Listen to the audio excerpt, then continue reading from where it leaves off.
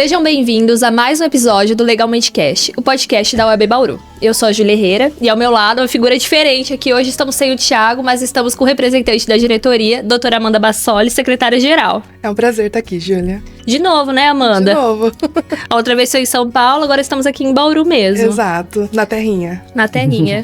E hoje, um episódio muito especial para nós mulheres, né? Um episódio que vai trazer aí 20 anos de conquista, uma legislação que é considerada uma das melhores legislações do mundo.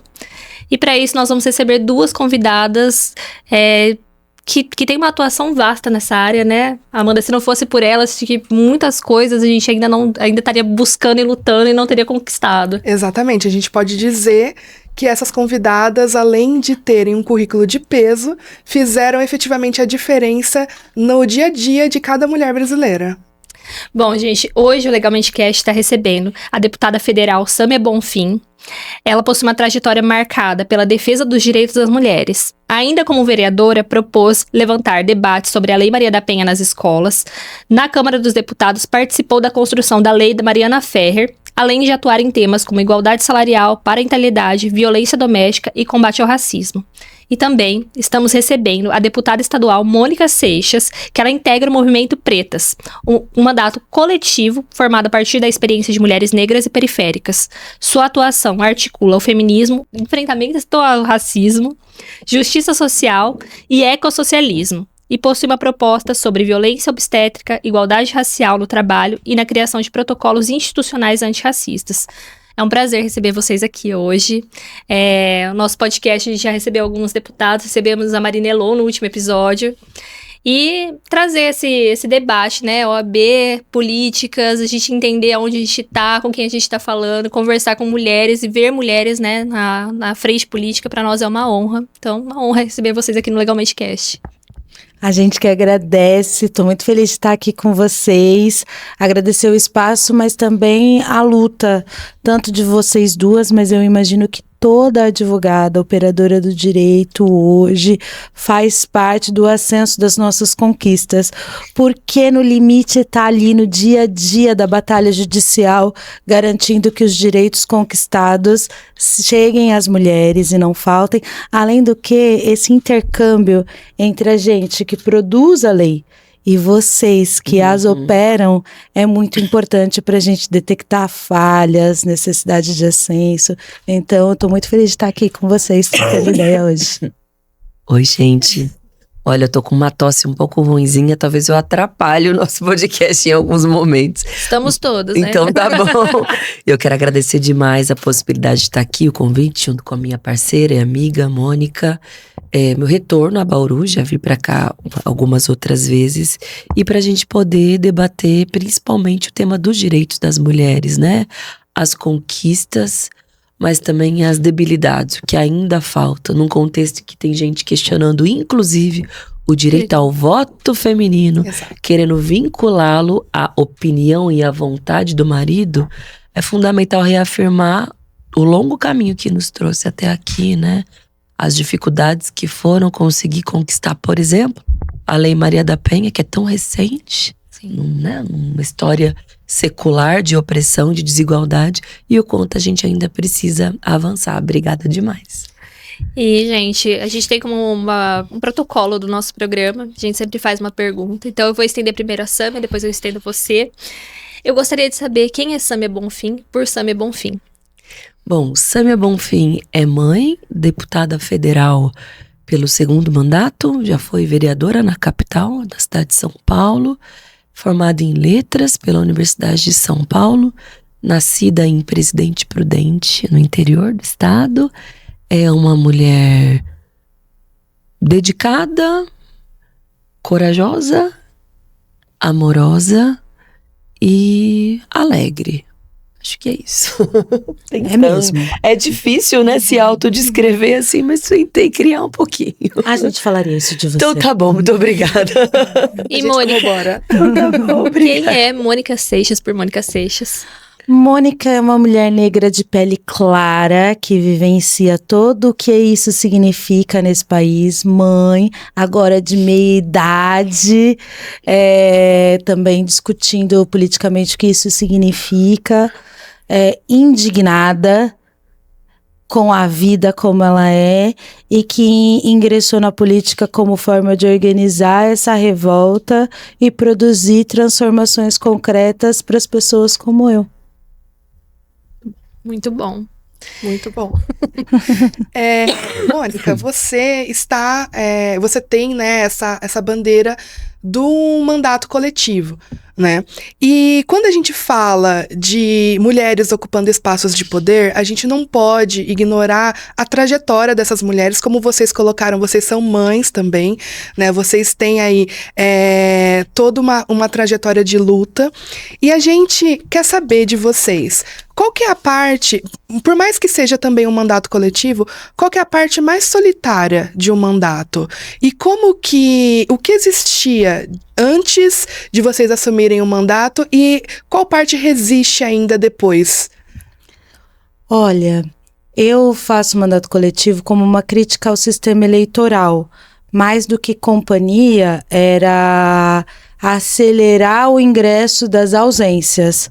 Faltam mulheres negras, faltam indígenas, faltam pessoas trans. E eu fiz o primeiro mandato coletivo em 2018 a partir dessa diversidade. Depois eu entendi que ser uma pessoa negra é diverso, tem as suas diferenças entre ser uma mulher negra de uma favela da capital e ser uma mulher negra de uma outra periferia que a gente discute pouco no estado e que precisa discutir mais, que é a periferia rural, que é o trabalho manual da roça, que também é muito presente num estado que é 85% praticamente cana. Então, a mandato coletivo chega por isso. Eu posso falar das dificuldades pessoais da política, porque ela é muito dura. Ela é muito dura, principalmente para quem chega para fazer diferente, para quem não quer se adaptar às coisas como elas são. Ela é muito dura, assim como a vida é muito dura. A vida de quem cresceu negra, miserável, é muito dura. Mas eu sou menos solitária do que as demais, porque eu tenho a sorte de ter vindo no bojo da Sâmia, na sequência com a Luana. Então eu me apoio, eu tenho essa sorte. Eu tenho a sorte de ter, quando eu tenho dúvidas, ô Sâmia, tá pesado pra mim. Ô Sâmia, o que você faria agora? Como é que a gente resolve isso, Luana? E imediatamente elas chegam para me aportar. Então eu tenho um grupo político de mulheres e a gente se apoia muito, mas eu imagino que a Sâmia deva sofrer mais de solidão. Ela estava se descrevendo, a Sâmia é realmente uma pessoa muito forte, eu sempre falo isso para ela e para os outros. A Sâmia não é só essa figura política do parlamento que a gente vê. A Sâmia é uma dirigente política que dedicou boa parte da trajetória política dela para trazer outras mulheres à cena. Ela está sempre formando, debatendo e tentando puxar outras pessoas para a cena política, embora ela nunca tenha tido um mandato coletivo na prática. Ela foi responsável por me incentivar. Ela segura minha mão toda vez que eu fraquejo. Ela e faz isso com muitas outras mulheres. Mas ela é acolhedora e corajosa, mas eu não me lembro de Sâmia. Ela pode ter os afetos dela, mas eu não me lembro da Sâmia ter procurado a gente para falar assim: tô com medo agora, tô com dúvida agora, o que eu faço?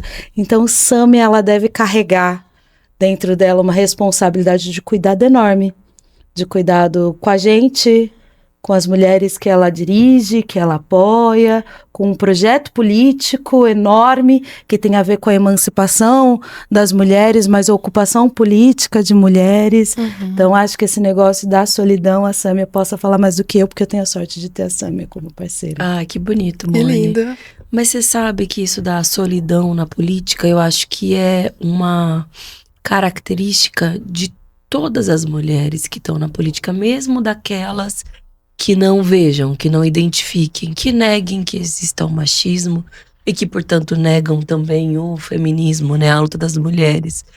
Porque quando a gente vem de baixo, digamos assim, né, que não é alguém filha de um sobrenome tradicional, que não é rico, Não é apadrinhado, né? não é apadrinhado por ninguém, que vai cavando o chão mesmo com as unhas da forma como dá, é um processo solitário.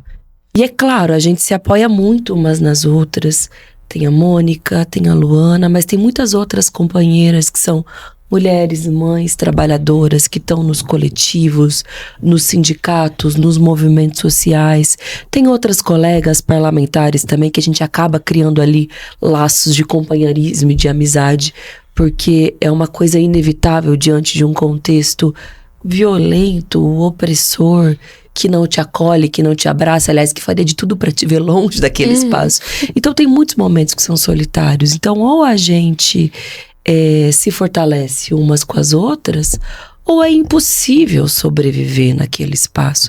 E a gente tem exemplos de mulheres que desistem, que dão um tempo, que repensam, ou que pensam todos os dias: o que eu tô fazendo aqui? Será que eu não tinha que estar fazendo outra coisa na minha vida? E é claro que eu também passo por esses momentos, porque às vezes se cria a ideia de super mulher, super heroína, o que é uma grande mentira. Ninguém é super nada, a gente só é a gente mesmo, só que a gente também vai criando, né, uma armadura ou uma casca grossa para lidar com aquele espaço, como uma questão de sobrevivência. Quando você tá na selva, você come insetos, você aprende a rastejar, você aprende e sobrevive. Quando você vê, a pessoa foi resgatada não sei quantos dias depois, demonstrou uma condição de sobrevivência. Fazendo uma analogia, uma metáfora talvez um pouco forçada, é um pouco assim. Você vai criando ali elementos de sobrevivência mesmo. E, infelizmente, as mulheres precisam passar por isso, né? Não devia ser assim. Eu devia estar aqui dizendo: olha, é como qualquer outro lugar, mas é a vida das mulheres em qualquer outro lugar, assim como deve ser também na advocacia, no judiciário, no jornalismo. É um pouco assim dentro das casas, para as muitas donas de casa, mães solo, que se viram muitas vezes numa trajetória solitária. E quanto mais a gente puder coletivizar, melhor para todo mundo, né? Melhor para todas nós, senão é muito impossível mesmo. E eu queria aproveitar essa linha, até peguei aqui para parafrasear, queria uma opinião de vocês. E na Liga das Feministas, né, Simone de Beauvoir diz que basta uma crise política, econômica ou religiosa para que os direitos das mulheres sejam questionados. Vocês que estão ali na linha de frente, eu acompanho muito pelos cortes do Instagram a luta e a indignação que me traz quando eu escuto um deputado falando sobre uma mulher não ter mais o direito de votar, ou da gente literalmente retroagir com os direitos das mulheres, que foram conquistas que a gente teve ano após ano, e ainda assim ainda temos uma desigualdade muito grande. Eu queria saber de vocês se realmente, assim, é uma luta que a gente tem que ficar ali segurando aquilo que a gente conquistou, e como que vocês fazem isso todos os dias, enfrentando um lugar que sempre foi predominantemente ocupado por homens brancos da alta classe. E eu queria muito ouvir de vocês como é essa luta diária. Essa frase da Simone de Beauvoir cai como uma luva mesmo no contexto político que a gente vive no Brasil e no mundo inteiro, né? E muitas das coisas que os políticos brasileiros dizem, eles importam também dos Estados Unidos. E lá, hoje, essa é a tônica. Esse tema, né, da retirada do voto feminino, dessa possibilidade, surgiu lá concretamente, não só como um discurso, mas tem um grupo de parlamentares do Partido Conservador que apresentaram uma emenda para alterar a Constituição dos Estados Unidos para retroceder no direito ao voto.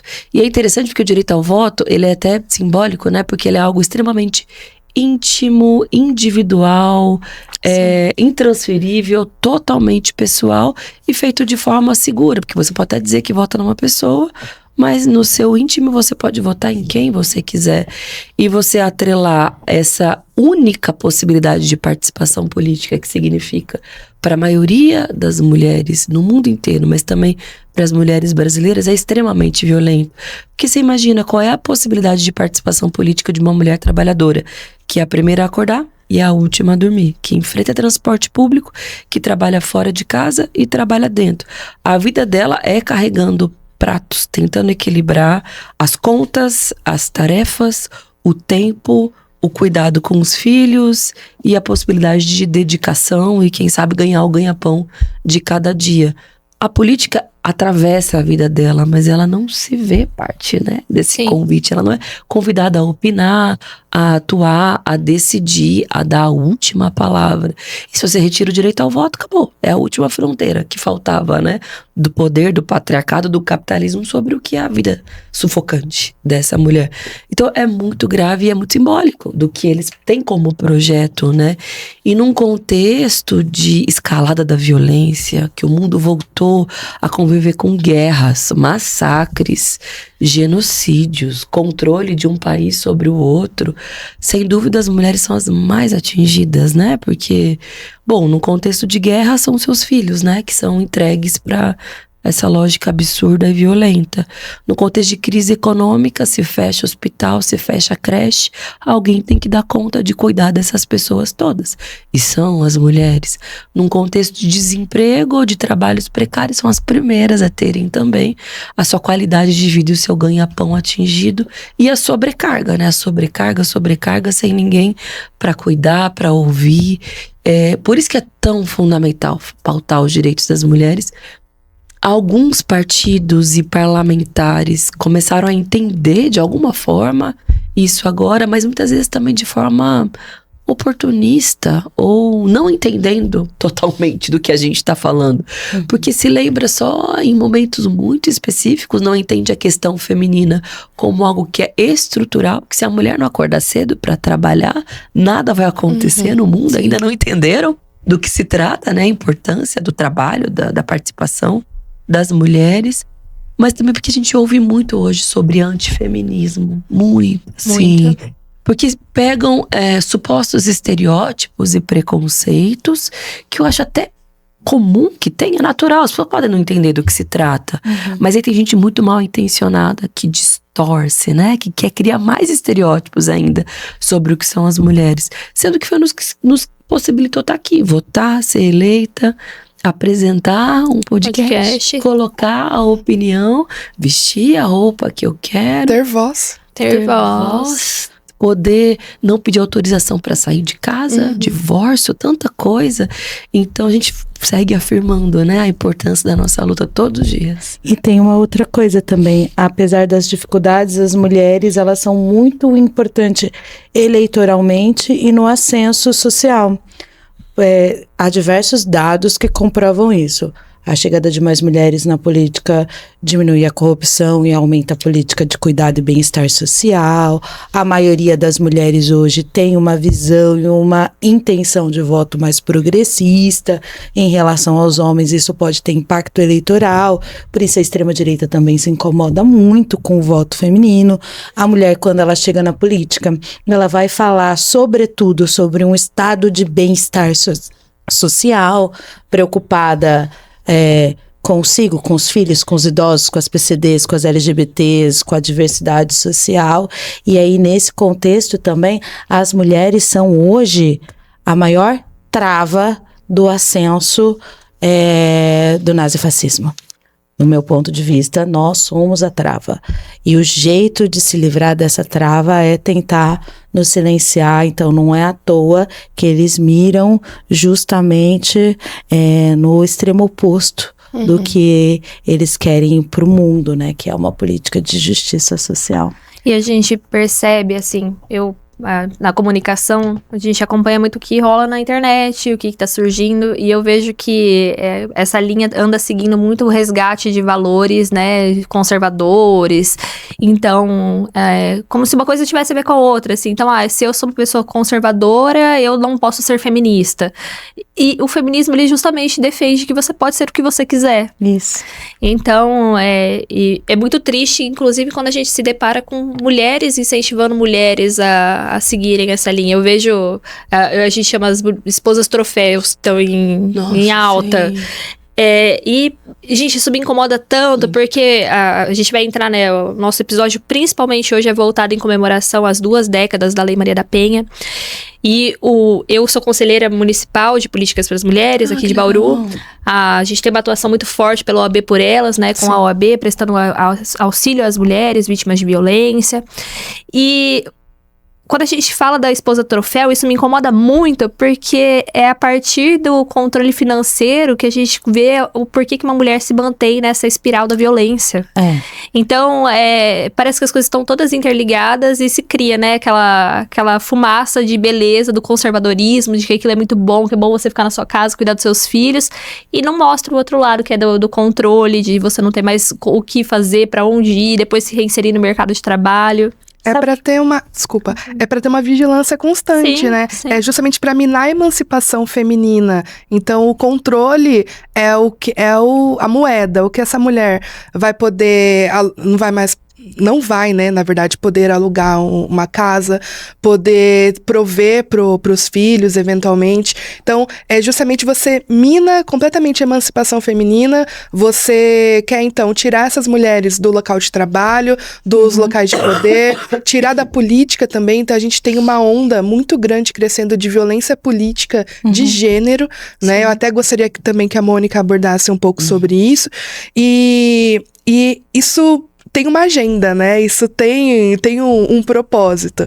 E a gente tem, até uma das perguntas que tá no nosso roteiro para ser discutida aqui, a legislação brasileira, ela é também um produto desse patriarcado histórico, né? Então, a gente tem que, a partir do Código Civil de 2002, que teve uma alteração em relação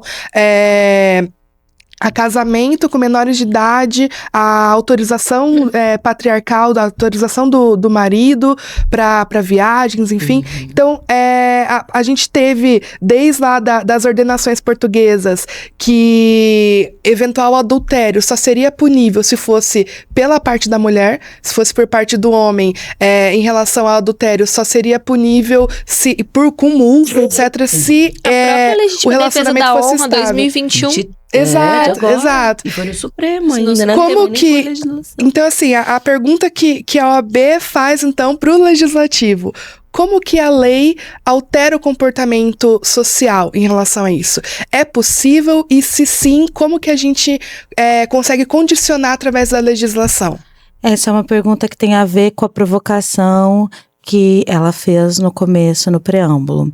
Primeiro que a maioria dessas esposas troféus, que traz esse estigma, geralmente elas são donas de casa, né? Ser esposa troféu é outra coisa, você também tá ali trabalhando. E eu amo o serviço doméstico, gente, eu tenho toque, eu descanso do trabalho político fazendo uma bela de uma faxina. Amo o trabalho doméstico, mas é a minha personalidade, é como eu desenvolvi o meu bem-estar. Só que tem uma denúncia importante. O que geralmente a extrema-direita faz? Tenta dar respostas simples para problemas complexos.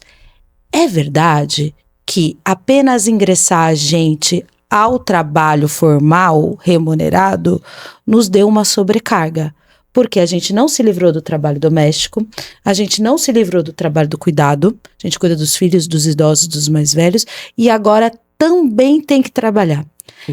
É uma reclamação consistente e importante da sobrecarga do trabalho da mulher. A gente fala disso na nossa elaboração. A mulher, ao ingressar no mercado de trabalho, não conquistou, talvez, uma independência econômica, mas não conquistou o descanso.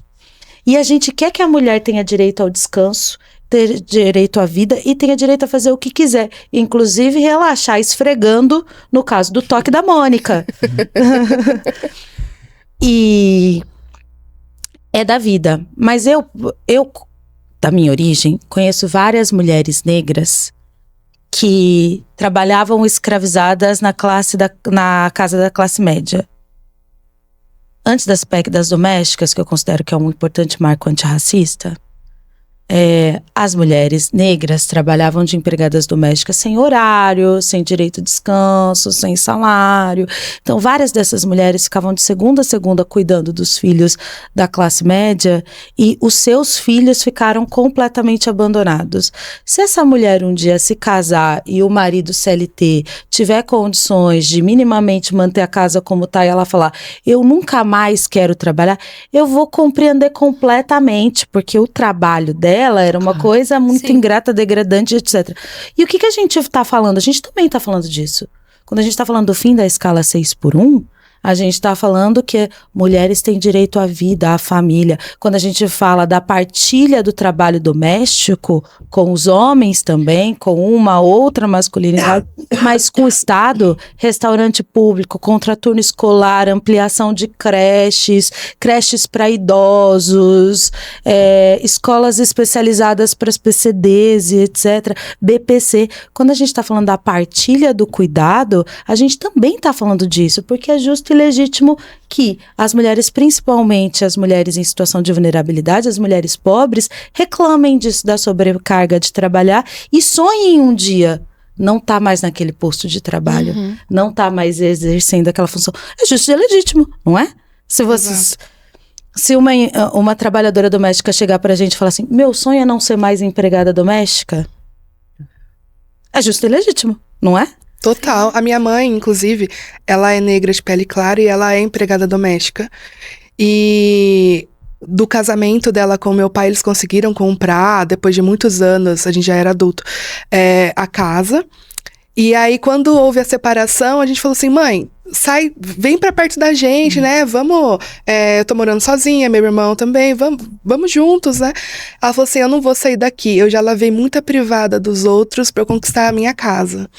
E é isso, ela é exatamente isso que você falou. É um trabalho que, por muitas vezes, ele é invisibilizado, totalmente, né? Totalmente. Ela fala, a minha casa fica suja porque eu fico a semana inteira limpando a casa dos outros, e o único descanso que eu tenho é um dia da semana e eu tenho que limpar a minha casa pra ela não ficar suja. E aí o que a gente não pode fazer é pegar problemas complexos e resolver com teorias simples.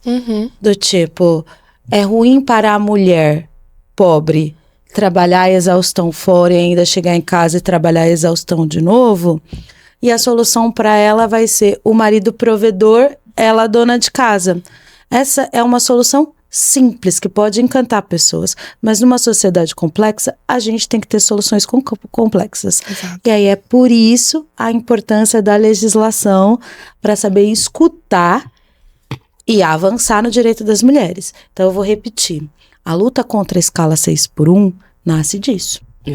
As mulheres pobres não vão ter o direito de ser esposa troféu, porque os seus maridos pobres também não vão sustentar a casa sozinha, mas também é justo e legítimo que a gente escute esse grito de eu quero ter direito à família, Sim. eu quero ter direito à minha casa, eu quero ter direito a descanso, e a gente tem que avançar nesse tipo de produção. Muito bom. Peguei um dado aqui, fizeram uma quantificação do quanto custa o trabalho do cuidado, que é invisível e não remunerado, mundialmente. Dá cerca de 10 trilhões de dólares, que é um dinheiro não pago, é um dinheiro mensurado, mas que as pessoas não recebem. As pessoas não, as mulheres, sobretudo as mulheres negras, não recebem esse valor. E isso que a Mônica diz é corretíssimo, assim. O diagnóstico não só é justo e legítimo, como é um diagnóstico correto. As mulheres estão sobrecarregadas e não querem mais, de algum modo, servir a um patrão que a remunera pouco, que esfola o trabalho dela, e voltando para casa, elas têm que novamente trabalhar.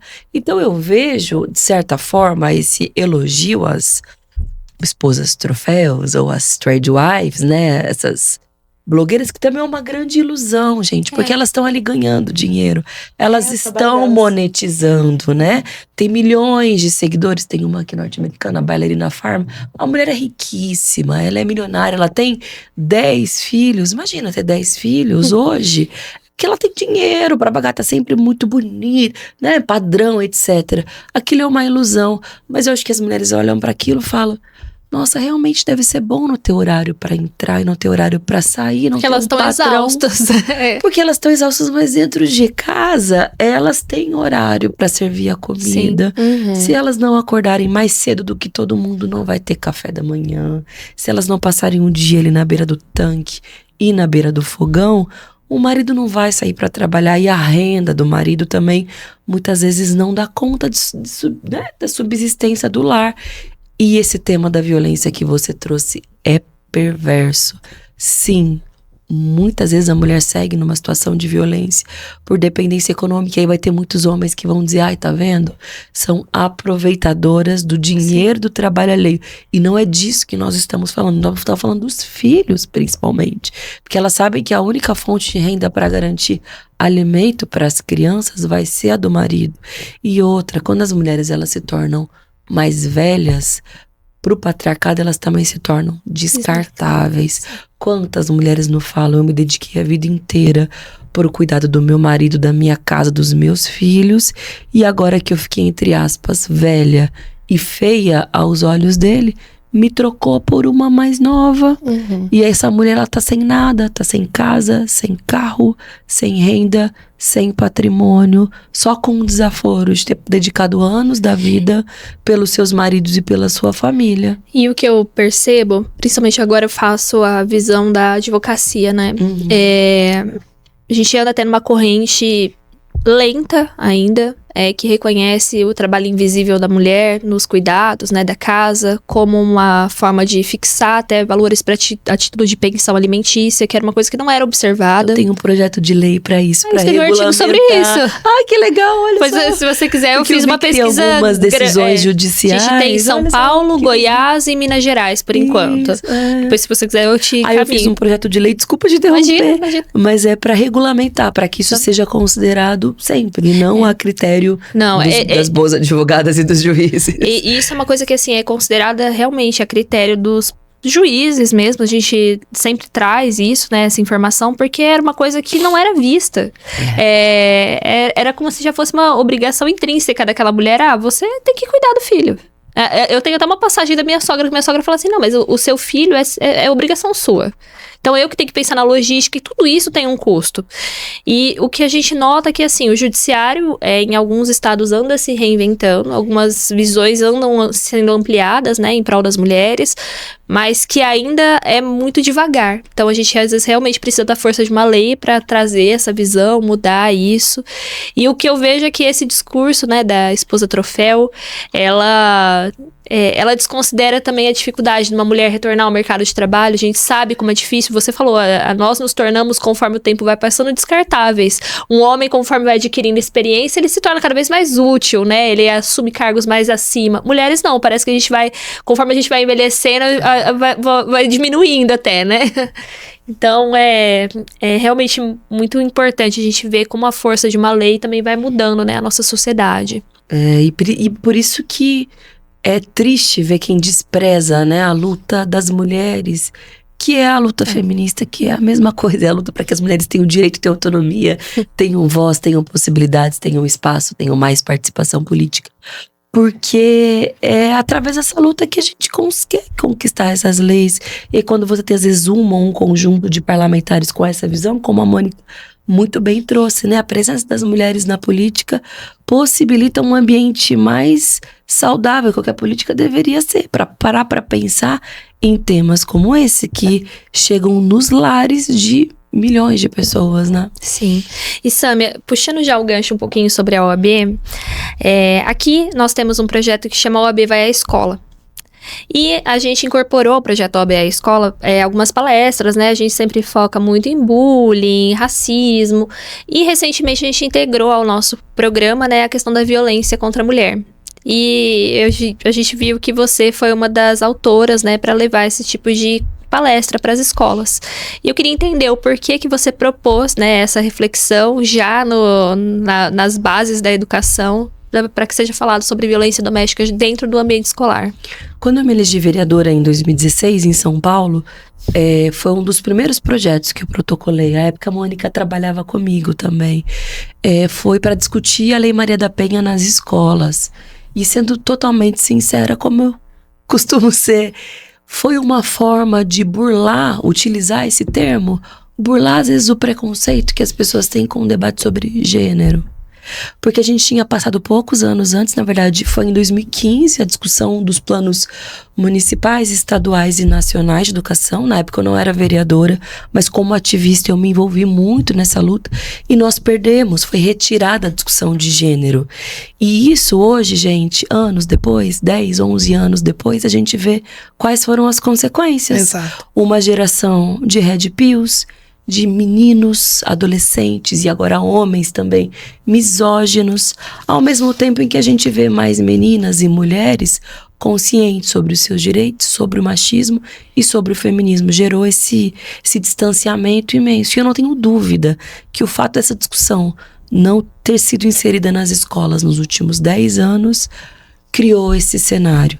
Então, quando eu proponho Maria da Penha nas escolas, vamos então pegar uma lei que é aceita, que é consolidada, que à época fazia 10 anos, que é reconhecida internacionalmente, para ter ao menos um momento, ou um mês, aí tem adaptações da lei de acordo com os municípios e com a realidade local, para que se debata, afinal de contas, sobre desigualdade de gênero, sobre violência com os adolescentes. O ideal é que isso seja parte do currículo de forma transversal e permanente, que a gente não precise de uma semana, de um mês, de debates, da ação da OAB indo às escolas para tratar sobre esse tema. Isso deveria ser parte cotidiana do currículo. E aqui uma observação, e eu não digo isso para trazer mais sobrecargas e responsabilidades para os professores e professoras, porque à época muitas delas me alertaram, mas Sâmia, isso significa que além de eu ter que fazer tudo o que eu já faço, eu vou ter que fazer mais uma coisa, que é ensinar para esses meninos o que é machismo? E é uma reclamação justa e correta. Por isso que a gente teve a preocupação de, no projeto, justamente falar em parcerias com os coletivos, com as entidades, com a OAB, com o Ministério Público, com as defensorias, para que não seja ali, olha, toma e tenha mais uma coisa para fazer sem receber um centavo a mais para isso, que é a realidade da maioria das professoras brasileiras. Não, é para que as escolas se abram, né, para esse tipo de debate. E depois no Congresso Nacional também tive uma lei com um conteúdo semelhante. Hoje ela existe e ela só foi regulamentada na metade desse ano, de que de fato coloca ali uma meta para os governadores e prefeitos, para que todos eles, em todos os municípios, por menores que eles sejam, haja esse programa, essa possibilidade de discussão. E precisa, né, gente, com o aumento dos casos de red pill, de misoginia, com essa verdadeira epidemia de feminicídios, os jovens precisam ter esse debate cotidianamente, e a melhor forma para isso é nas escolas. Porque senão os meninos serão formados mais do que proteger as meninas. A gente também precisa lembrar o básico, né? O debate de gênero não é só sobre mulheres. A masculinidade, o menino também é o gênero. E já faz alguns anos, desde o movimento Escola Sem Partido e a perseguição dos professores, que a gente está tendo muita dificuldade de debater questões sociais nas escolas, sobretudo as questões de gênero. E hoje os meninos têm como única forma de formação da sua própria identidade o funil misógino da internet. Falo isso como mãe de adolescente, uma batalha cotidiana contra o funil misógino da internet. E aí eu preciso ficar falando o tempo todo para aquele conjunto de meninos que rodeiam a minha casa que ser homem no mundo não é não se provar não beta para os colegas do game. Não se provar não noob para os colegas do game. Ser homem no mundo é uma outra coisa, com muitas possibilidades e com muito afeto. Também ficou para nós, a nossa geração, debater masculinidade. E se a gente não fizer isso, se a gente não acolher esses meninos, se a gente não proporcionar esses debates, eles vão ter como única forma de formação a internet. E isso está prejudicando muito os meninos também. É ensinar que tratar uma mulher bem também é farmar aura, né?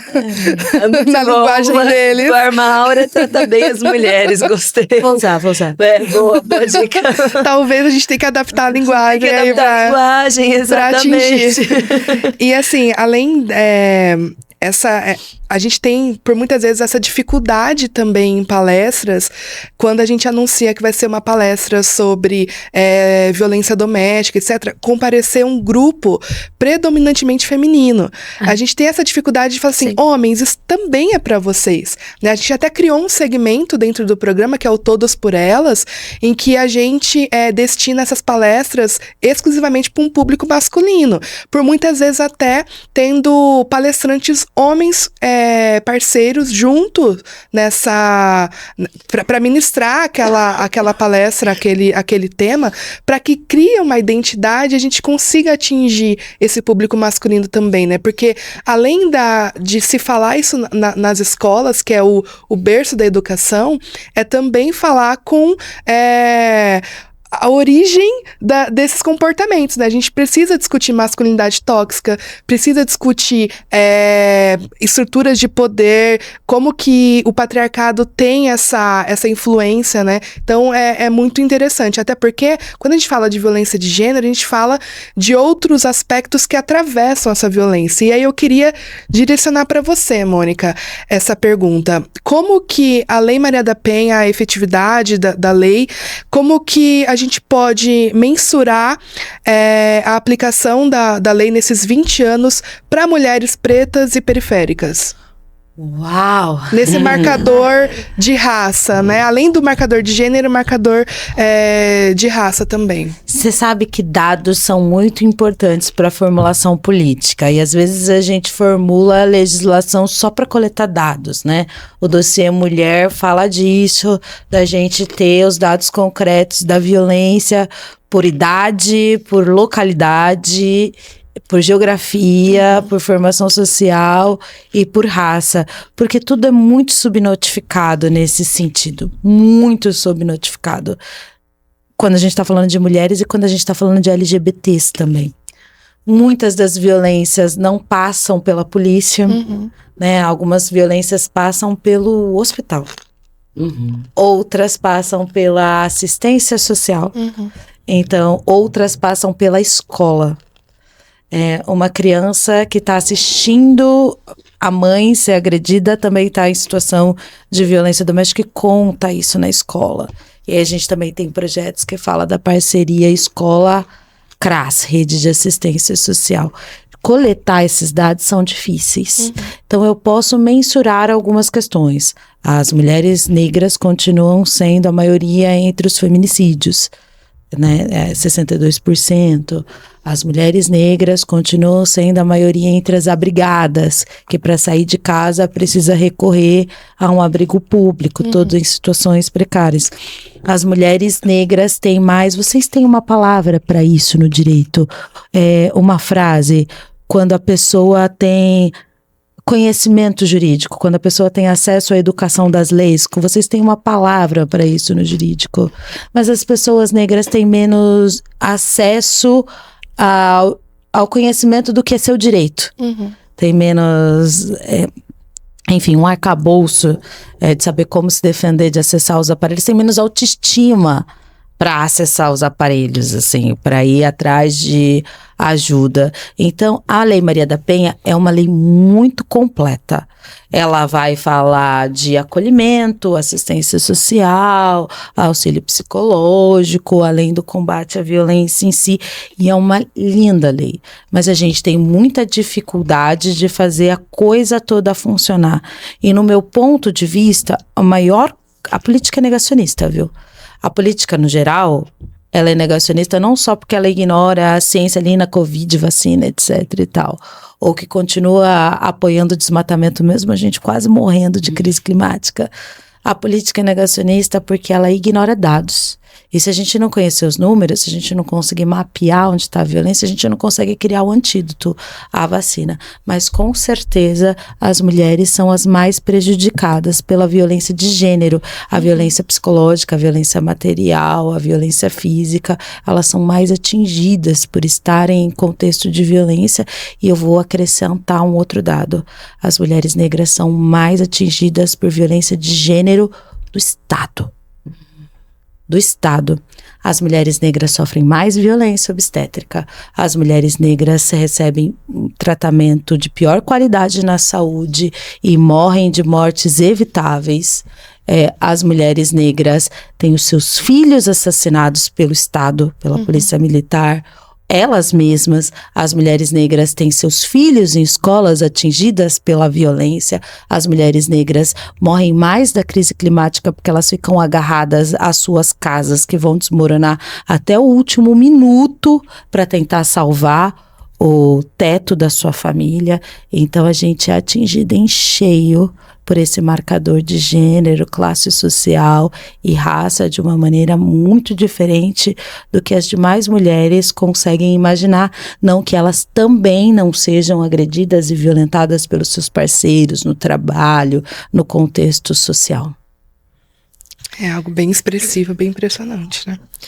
E até continuando um pouco nessa linha, Sâmia, você também foi coautora da lei da Mariana Ferrer. Sim. Quando a gente fala sobre existir uma legislação, inclusive eu tô construindo um artigo que é uma crítica à Lei Maria da Penha, mas não a lei em si, mas a toda essa rede que a gente tem em volta do que você consegue, né, mudar no mundo para que aquela mulher não permaneça dentro daquela situação de violência. E pensando no caso da Mari Ferrer, a gente acompanhou, todo mundo viu o vídeo, viu o absurdo que foi. Ai, gente, ela sofreu uma violência institucional, ela sofreu uma violência praticada pelo próprio judiciário. Eu queria ouvir de você um pouco sobre como foi, né, a criação dessa lei, porque você está enfrentando aí camadas da sociedade, mexendo com o judiciário, com a forma de atuação do judiciário, e ouvir um pouco sobre como foi esse processo para a criação dessa lei. Muito legal a pergunta. Foi na última legislatura, o caso veio à tona, ganhou muita repercussão através das redes sociais. À época, eu tive contato por telefone, por chamada de vídeo, com a Mari Ferrer e a mãe dela. Eu era da Secretaria da Mulher da Câmara dos Deputados, que é uma estrutura institucional ligada à mesa diretora, que tem ali tanto a coordenação da bancada feminina, mas também tem a Procuradoria da Mulher, que é justamente para receber demandas e denúncias de fora. E ali, pela minha atuação nos direitos das mulheres, nas redes, a gente acabou ficando em contato. E a época foi, inclusive, o primeiro caso que chamou a atenção foi o que havia acontecido com ela no Café de la Musique, né? Que é aquela balada, aquela festa em Florianópolis, em Santa Catarina. E aí veio à tona novamente porque ela foi revitimizada no tribunal. A pessoa que deveria estar sendo acolhida, ela já tinha ali uma sentença sobre a acusação que ela estava fazendo, né, com o réu, que, aliás, diga-se de passagem, e não é um mero parênteses, foi revista agora pelo Supremo Tribunal Federal, a decisão que absolvia o estuprador, e agora a gente pode falar isso com... estupro culposo, né? Pois é, o estupro culposo, exatamente, sem intenção de estuprar, uma inovação jurídica do patriarcado, do machismo, para variar, que agora foi finalmente, olha, ela tinha razão no que ela estava dizendo, o STF precisou dizer isso anos depois, mas que no curso do processo ela foi vítima de violência. E aí o interessante da legislação é que a gente pôde ouvir diversas especialistas, advogadas, defensorias, juristas e vítimas, é que não é somente para aquelas que acionam a justiça, mas é para as operadoras do direito também. E aí vocês têm até mais condições de falar sobre isso do que eu, mas quantas advogadas, né, não são subestimadas, questionadas, desqualificadas, assediadas. Ou mesmo se a gente pensa num outro lugar de poder ali do tribunal, que são as promotoras. Igualmente, né? Porque a palavra do homem acusador, cheio de razão, soa mais forte, adequada ao gênero masculino do que quando se trata de mulheres. Ou mesmo as juízas, né? Imagina que a autoridade máxima num tribunal já é estranho, raro você identificar uma mulher nessa posição. imagino que a posição delas também deva ser mais questionada e subjugada. E aqui eu não digo que também que o gênero define Sim. moral ou orientação ideológica, porque também há exemplos de juízas, advogadas e promotoras que não são boas, corretas e adequadas. Mas, claro, é uma minoria e a gente tem que ver que as questões de gênero, sim, perpassam, são transversais ao processo de julgamento ou mesmo ao processo jurídico. Então, ela é um instrumento de proteção das mulheres no judiciário. E, para além disso, claro, o protocolo de gênero, né, que foi criado e é estabelecido pelo CNJ, que é questionado o tempo todo. E a gente tenta criar ali, avançar com um projeto de lei que, se eu não me engano, é de autoria da deputada Maria do Rosário, que tipifica, conceitua o lawfare de gênero, que é algo que a gente até considera, reconhece, mas que ainda também não há previsão legal. A gente busca avançar. Eu sou relatora desse projeto que hoje se encontra na Comissão da Mulher, mas nós ainda não conseguimos aprová-lo. E os motivos vocês sabem melhor do que eu quais são, mas segue aí a nossa luta para fazê-lo avançar. Realmente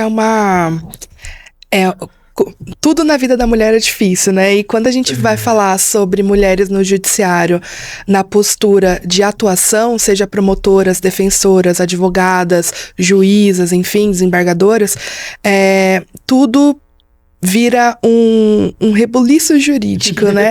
Então, a gente tem esses dados, e isso até a OAB criou um observatório, justamente por conta do lawfare de gênero. A gente tem esses dados de que mulheres advogadas, por muitas vezes, quando há um colega do outro lado, né, do outro lado do processo, a mulher, a advogada, ela é questionada e criticada pela sua atuação, não pelos seus argumentos, mas sim há uma violência realmente processual contra a própria advogada da parte, né? Então, as promotoras são por muitas vezes mais interrompidas, a juíza que preside a audiência por muitas vezes não é acatada. Então, por muitas vezes as mulheres nesses papéis no Poder Judiciário ali numa atuação processual são atravessadas, né, mais vezes do que se fossem homens ali naquela atuação. E quando a gente fala da mulher no processo como parte, seja vítima, seja autora, enfim, isso é muito pior, né? Então, as mulheres são atravessadas, o que seria um contraditório para se estabelecer ali em relação a ela ser inquirida, etc., vira um julgamento sobre a sua vida pessoal, sobre os seus gostos, suas preferências. Suas roupas, sua estética, se tá magra, se tá acima do peso. Horroroso. A audiência vira um palco desse linchamento processual daquela mulher. Embora exista o protocolo, a visão que a gente traz aqui da advocacia é que ele sempre tem que ser lembrado. Tá? Então, muitas perguntas são feitas e naquele momento nem não se cogita avaliar que aquela pergunta ela pode estar ferindo o que está no protocolo. Então, as intervenções têm que ser feitas o tempo todo. A gente tem que relembrar, existe protocolo, essa pergunta não pode ser feita assim. E existe uma grande resistência. Na aplicação, é o famoso mimimi. Sempre, de novo, esse mimimi de novo. Me lembrou que recentemente a gente votou e conseguiu aprovar na CCJ da Câmara um projeto de lei que, se eu não me engano, é de autoria da deputada Laura Carneiro, do Rio de Janeiro, que explicitava justamente isso, de que não importa absolutamente, não tem que ser considerado, não tem que ser tema, a vida sexual, pretérita, o comportamento, a moral. E adivinhem, sofreu obstrução. Claro. Não foi aprovado por unanimidade, não foi aprovado fácil, porque tem ali duas pautas, a pauta de consenso e a pauta polêmica. Entrou na pauta polêmica e a gente ficava, gente, é polêmico pra quem? Sim. E aí ouvimos aquele show de horrores. Mas veja bem, mas há momentos em que sim, por exemplo, quando a mãe vai pedir pensão, e aí a gente começou a ouvir todo aquele chorume machista.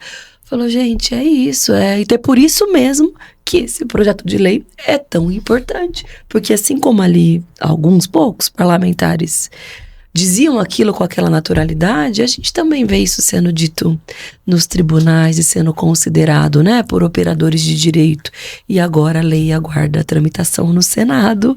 Precisamos, né, dizer que nada importa, a minha vida sexual, a sua, de quem quer que seja, não tem absolutamente nada a ver com a atividade política ou jurídica, até porque a dos homens nunca tem, porque que das mulheres tem isso? Se fosse ter, Não é? né? Até porque se fosse ter, né, gente? Vamos falar a verdade, exatamente. E homens se sentem poderosos sobre a vida das mulheres em qualquer contexto, faz parte da formação até psique, muitas deles. Mas os homens em contexto de poder, me parece uma coisa muito agravada, assim. Eu coleciono histórias, você me pediu para falar da violência política de gênero. Eu coleciono histórias, acho que vocês também, porque a gente está falando de homens em contexto de poder, né? Nós estamos falando de promotores, juízes, nós estamos falando de deputados, presidentes de poder legislativo. E quando eu cheguei no poder legislativo, em 2018, um dos meus maiores choques foi com a tratativa dos corpos das mulheres nesses espaços. Eu não sei como é no Congresso, mas lá na Assembleia Legislativa tinha uma cultura muito presente de toque. E aí, do abraço, do beijo. E eu sou muito chata com toque. Me incomoda muito. E me incomodava muito pessoas que eu desconhecia, homens mais velhos, me puxar pela cintura, me dar um beijo na bochecha, às vezes prolongado demais, às vezes a mão baixa demais, que chega na nádega, alta demais, que pega na lateral do seio, e me incomodava muito, e eu comecei a organizar, porque para mim é óbvio, esse é um contexto de trabalho. Vocês não saem se abraçando entre homens, a não ser que vocês sejam amigos, porque às vezes você desenvolve amizade, aí você chega, e aí, bro, abraça, tem intimidade. Mas você não sai abraçando os homens do seu trabalho, porque toda mulher no contexto de trabalho tem que ser abraçada. Mas para além disso tem a facilitação exagerada a ponto de te excluir do debate, tipo, uma coisa do tipo, esse é um ambiente violento, deixa que agora os homens vão brigar, vai pra lá, garota. Eu falo, não posso ir pra lá, porque eu me elegi pra estar aqui nesse debate. Vocês não vão chegar às vias de fato, porque isso exclui a possibilidade de mulheres participarem, e nós vamos debater e eu vou ficar aqui. A minha hora de falar, eu vou falar, não, já falou demais, sua voz é estridente e tal. E aí teve algumas questões. Eu fui líder, eu acho que eu sou recordista de tempo de liderança de bancada. Eu realmente gosto da tarefa. De falar, tá certo. Eu gosto dessa tarefa de organizar a tática de plenário, que é uma responsabilidade do líder, assim, quem vai falar a que hora, quanto tempo nós vamos falar, quanto a gente vai obstruir, como é que vai ser o voto. Eu gosto dessa tarefa organizativa e fui líder de bancada durante muito tempo. Eu acho que eu tenho 3 para 4 anos de liderança nesses meus 8 anos de parlamento. Então eu falo muito, tô sempre ali no microfone, o pessoal declara voto, o pessoal vai, indica não sei o que para encaminhar e etc e tal, e tinha um presidente que se irritava muito com a minha voz, ele falava isso, o meu problema é a sua voz. Você entende? E cortava o meu microfone, não dava o meu tempo. Porque tem tempo, todo mundo sabe quais são as regras. Você tem 30 segundos, você tem 1 minuto e meio, você tem 10 minutos. Todo mundo sabe quais são as regras, né? Eu jogava dentro das regras porque sou condicionadíssima, eu sou uma mulher negra, entendeu? Você não precisa escorregar muito, se eu escorregar um pouquinho eu tô fora. Não pode dar argumento também né, pra criticar, então tem que jogar ali dentro. Não dava o meu tempo, corta. Não dava o meu tempo, corta. Qualquer desculpa corta e etc. Aí teve um dia que eu comecei a mudar de microfone. Cortou um, eu ia pro outro. Cortou o outro, eu voltava pro um. Não deu meu tempo, eu vou continuar falando. E aí ele declarou a seguinte frase. Enquanto eu for presidente, eu vou colocar um cabresto na sua boca. Absurdo. A justiça entendeu isso, eu acho que foi seguramente a primeira condenação de violência política de gênero. Primeira vez que a lei foi aplicada no Brasil. No Brasil. Foi esse caso. As meninas do jurídico dizem que a gente é jurisprudência pátria. Foi o primeiro caso. A justiça entendeu imediatamente a violência política de gênero, porque eu estava dentro do meu tempo, seguindo as regras, além de ele tentar me limitar um direito de participar do jogo político como todos os demais. Ele fez essa declaração em pessoa: enquanto eu for presidente, eu vou usar o meu poder para... A justiça entendeu te calar porque você é mulher. Eu entendi uma outra coisa também, que a gente ainda precisa avançar, que é a violência racial. Sim.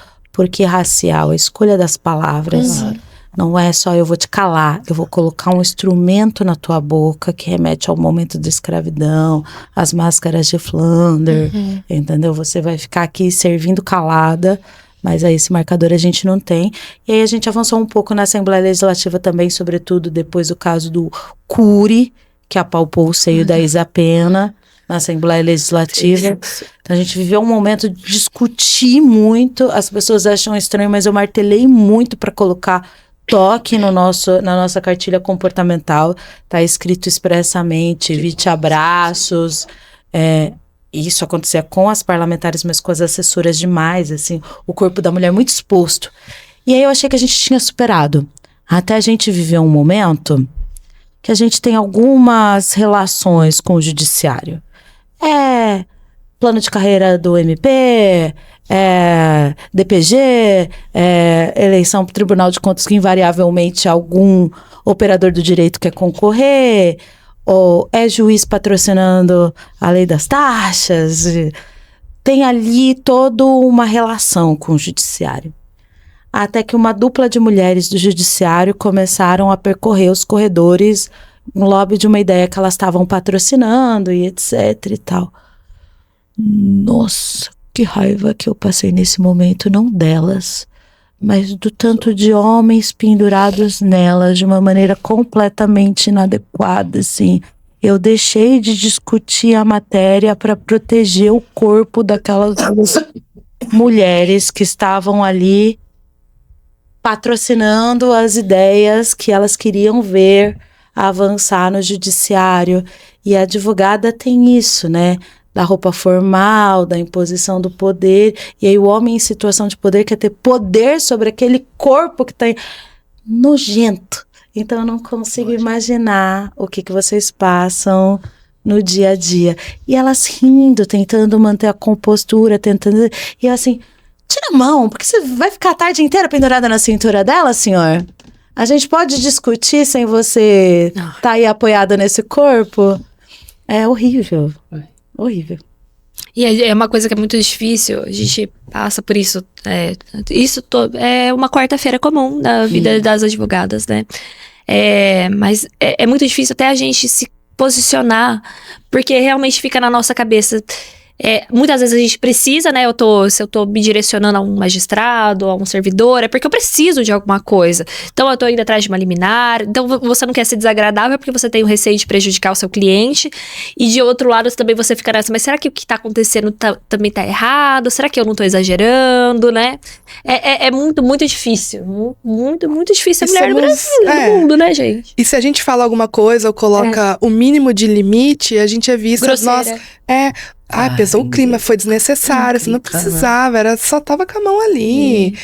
É algo bem... É carinho. Nós somos vistas como o problema. Hoje em dia não pode nem dar oi. Eu já ouvi, a gente dá muitas palestras, né, pros homens, quando eles participam, eles falam assim, mas hoje em dia eu não dou nem oi. Aí fala, se o seu oi, ele é malicioso, acho melhor você não dar mesmo, mas... Tudo bem, não, brinca. Melhor não dar mesmo. É difícil, nós estamos num hiato mesmo, e também nos cabe falar e educar todo mundo. Meninos e meninas, homens e mulheres. A batalha é dura, mas a gente segue. E daí vem os estereótipos também, né? Que são as bravas, ou as histéricas, né? Que são quando respondem. E é até engraçado, contigo deve acontecer isso também, Mônica. Muitas pessoas me conhecem, assim, pela primeira vez, falam... Nossa, mas você não é brava. Você é, tipo, tranquila, nossa, calma. Nossa, você fala baixo. Você não tá brigando. Eu falo assim, mas motivo aqui eu estaria brava, brigando. Se você assiste às vezes a TV Câmara e me vê brava, é porque eu não gostaria de estar. Eu adoraria estar ali bem, plena, sem nenhum cabelinho fora do lugar. Sem precisar ali gritar. toda pleníssima, apenas sorrindo, bonequinha de porcelana. Mas vocês não... Tá lidando com absurdos, né? Eu tô na selva, né? Que foi a metáfora, a absurdos. analogia que eu fiz inicialmente. Eu tô... E absurdos exigem da gente reação à altura. Isso E não os caras falam horrores e vocês acham que tá tudo bem. Agora, se a gente reage à altura, aí a brava, histérica. Aí hoje, sinceramente, até gosto da fama de brava. Porque daí a pessoa fala, não, Mantém distância. ela é brava, mantém uma distância ali segura e saudável pra todos. Tá tudo bem. E, ela gente, não é brava. E não sou. Ela não é brava. Ela realmente Quando ela é precisa, sou, mas cuidadosa não com sou. todo mundo e tal. Eu sou mais as pessoas, porque eu falo assim, baixo, as pessoas acham que eu sou calma. Eu sou mais pistola que a Sâmia nos bastidores no dia a dia. É bem ao contrário, assim, ela é calminha, cuida de todo mundo, eu sou mais pistolona, assim. Vamos! Tá errado! Às vezes é necessário isso também. E, gente, vocês têm a agenda de vocês, infelizmente, nosso tempo também tá acabando. Amanda, não sei se você quer fazer uma pergunta, eu gostaria de trazer uma pergunta. A gente acaba recebendo muito, às vezes, advogados, juízes, promotores, e eu sinto que falta a gente falar muito sobre como eu faço para eu poder ocupar esse lugar que você tá. E eu queria que vocês falassem isso, principalmente direcionado às mulheres jovens, a mim. Eu gostaria de ouvir, assim, como eu posso começar. Porque eu acho, às vezes a gente se perde em achar que a gente não tem voz, que a gente não tem ideia, que eu não consigo concluir um raciocínio, que eu vou ser interrompida. Então eu queria muito ouvir de vocês, como que eu posso começar de verdade, assim, ó, comecem assim. Começa pela Mônica. Olha, a luta política ou a batalha profissional, ela começa no cotidiano, no dia a dia, né? Então, primeiro organize-se, porque o ativismo de redes é importante, o ativismo individual, a sua postura individual, mas sozinha é muito difícil também, né? A gente se entende como ser coletivo.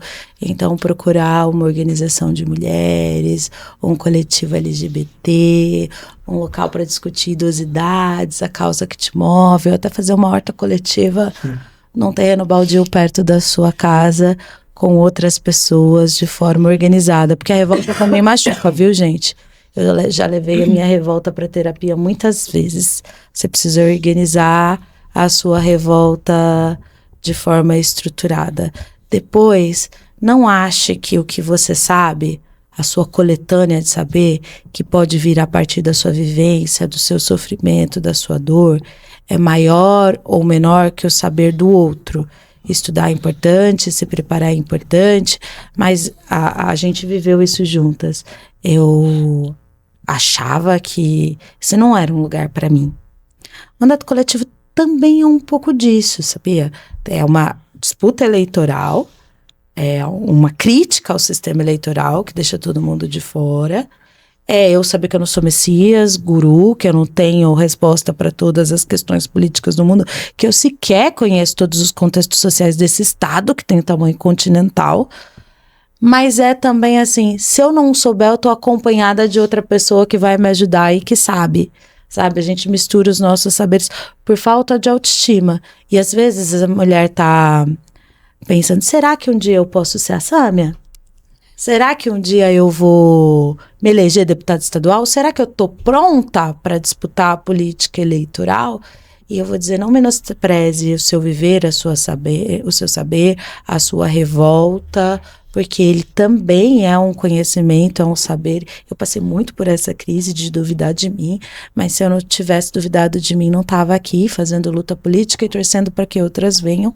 Só faça isso de maneira organizada, coletivizada, porque sozinha também é muito difícil. Então comece de onde você tá, com a ferramenta onde você tem, mas procure um grupo para chamar de seu. Eu tenho pouco a acrescentar, assim, eu penso muito como a Mônica. Se você quer, vá, mas nunca vá sozinha. Sempre tenha pessoas que são de sua extrema confiança com você e coletivize o máximo possível aquilo que for possível de ser coletivizado. E eu diria uma segunda coisa, cobre, porque os partidos políticos, eles não dão de barato a presença das mulheres na política, eles não dão estrutura, não dão condições, e a política institucional também, porque cada mulher ali, principalmente uma mulher que veio do nada, o nosso nada é muita coisa, mas do nada, porque qual é o seu sobrenome, quem te botou aqui dentro? E você fala ninguém, nada, você não conhece, significa que é um deles a menos ali naquele espaço. Objetivamente é um poder a menos para alguém que eles conhecem, conversam nos corredores e nas festinhas à noite e nos finais de semana. Então cobre condição, estrutura, porque a gente tá cansada de ver candidatas laranjas, que é um termo horroroso, mas é um termo que define bem. A mulher ali, bajulada, convidada, tô bem. Olha, passou por síndrome de impostora, superou, porque é isso, ninguém se acha capaz, possível, hábil, apta, conseguiu. Convenceu o marido, às vezes, porque o homem dentro de casa não quer, tá enchendo o saco, a mãe, não sei o que foi. Conseguiu botar o filho pra ficar com alguém, pra conseguir, porque alguém tem que cuidar dos filhos quando a mulher vai. Conseguiu uma renda, sabe, sei lá como, caiu do céu esse dinheiro, porque ela não tá trabalhando, alguém vai ter que botar comida dentro de casa. Conseguiu superar, olha o tanto de barreira. E aí chegou lá, o partido que prometeu tudo. Desculpa, era só pra constar, porque a legislação exige que a gente precisa garantir que estejam 30% de mulheres. Aí vai ver a mulher, o partido tem ali não sei quantos milhões de reais de fundo eleitoral. E a pobre da candidata que conseguiu tudo isso, teve ali 10 mil reais pra fazer campanha. Às vezes dá certo de uma pessoa que teve 10 mil reais conseguir se eleger. Mas é a exceção da exceção, e a gente tá muito cansada das exceções, assim. As mulheres precisam ser apoiadas, financiadas, respeitadas, ter tempo de TV, de rádio, precisa ter alguém que cuide dos filhos delas, precisam ter renda, senão elas não vão conseguir, senão vai ser sempre uma maratona para as mulheres e uma corrida de 50 metros para os homens. E a primeira coragem que você precisa ter é a coragem de dar o primeiro passo, que é o quê? Bater na porta. Tá, ninguém sabe que é assim que funciona, mas também é assim que funciona. Bate na porta, bate na minha, bate na da Sâmia, bate no partido que você escolheu e fala: oi, com licença, viu, como é que é isso aí? Quer que eu seja candidata? Como é que vai ser? Eu vou ter, quais são as minhas possibilidades para que eu seja? Vê que ali fechou a porta, tem outras, né? Bota de outra porta melhor. Edificante, né? Que bom. A gente poderia ficar aqui a tarde inteira conversando. Por favor, trazendo essas dicas. Seria um prazer. Bom, gente, foi um prazer pra mim, prazer pra OAB de Bauru recebê-las aqui no nosso programa. O Legalmente Cast, ele tem esse propósito mesmo, nós queremos construir pontes. A gente quer construir pontes com o judiciário, com a população, com o legislativo. E é isso, assim, eu agradeço muito o tempo de vocês, eu sei que foi corrido, ninguém almoçou aqui ainda, gente. E já fica aqui, quando vocês passarem de novo por Bauru, pra gente fazer uma outra rodada, conversar mais outra vez, né, Amanda? Sim, é um prazer. É histórico pra gente estar aqui, não só no aspecto pessoal, mas também da OAB ter uma mesa, esse espaço, receber candidatas de peso que tanto agregaram, né, pra gente, não só no papo de hoje, mas pela história de vocês, o que vocês batalharam em termos de legislações normativas para que a gente avançasse. A gente gostaria de manter isso também, né? E com certeza é o início de uma parceria muito próxima. E é isso, agradecer. Eu não tenho palavras, Gente, eu agradeço muito, eu amei. Parecia assim que eu tava sentada na mesa de um bar, que a gente vai de vez em quando sobra tempo, conversando, desabafando. Eu gostei muito. Muito obrigada pelas perguntas, pelo acolhimento, pelo espaço. Júlia, Amanda, amei também. Vida longa ao podcast, o trabalho de vocês. Obrigada. Que é de educação também, né? De Sim. educação para direitos também, amei o espaço. Um beijo para você que acompanhou até aqui, pela paciência e pela companhia. Bom, gente, eu agradeço também a todos. Agradeço a Amanda, minha parceira de bancada de hoje. Júlia. Quero você mais vezes, viu, Amanda? Também quero. Nem parecia Ó, que, Thiago, que não tô Thiago, doida. ó, seu lugar tá super correndo sincronizado. risco. E é isso, gente. A gente se vê no próximo episódio do Legalmente Cast.